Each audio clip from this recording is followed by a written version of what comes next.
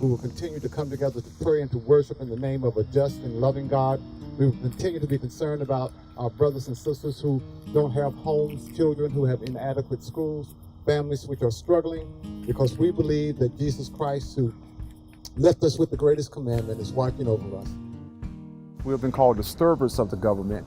And so I think it's important that we take opportunities to come and to voice any concerns that we have with things that are going on the governmental level. For about the last 71 years, this office has been in existence, and the Presbyterian Church has set aside a person to be the voice for the church, to interpret its policies. And so I think we have a strong legacy of prophetic ministry, of being involved in social action and social justice. There's almost no area of social justice that we have not spoken on. And we're very progressive, and no matter whether you agree or disagree, when you sit down and deal with our social witness public policy statements, you see there's a biblical foundation, there's theological justification, and we move on to our rationale. We believe that Presbyterians need a whole toolbox of different ways to address power, to address people in power. And advocacy and having the hard skills of knowing how to make an ask in a legislative meeting, knowing how to set a legislative meeting, and then knowing if your legislator ignores you, how to hold a press conference to call them to the carpet or to hold them responsible for commitments they made. We see all of those as part of sort of the toolbox of holy trouble. I've never used that phrase in public before, but that's what we're doing. It exposed me a lot to how power works here in Washington, D.C., and how ordinary people and Christians can really take action to change the policies in place so that people most vulnerable can be protected by our government.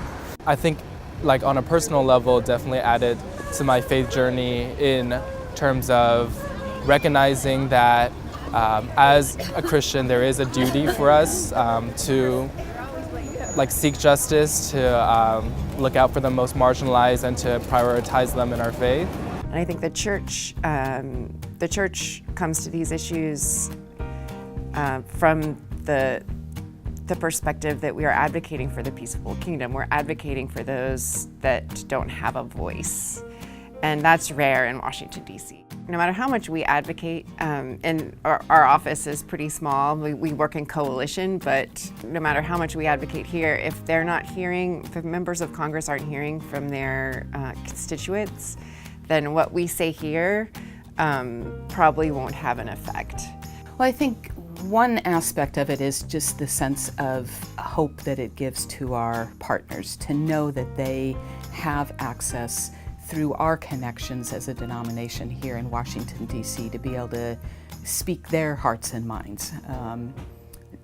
That's not a privilege that many people have, and so to have that opportunity as outside players, so to speak, to be able to come and meet gives a lot of hope to our partners, that their voices are at least being heard. And so I think that spirit is alive today, especially in the millennial population. I think that there's a desire for them to live in a just community. And they want to feel that their country cares about people who are poor. Their country cares about people who are suffering, that this is not a cold-hearted country.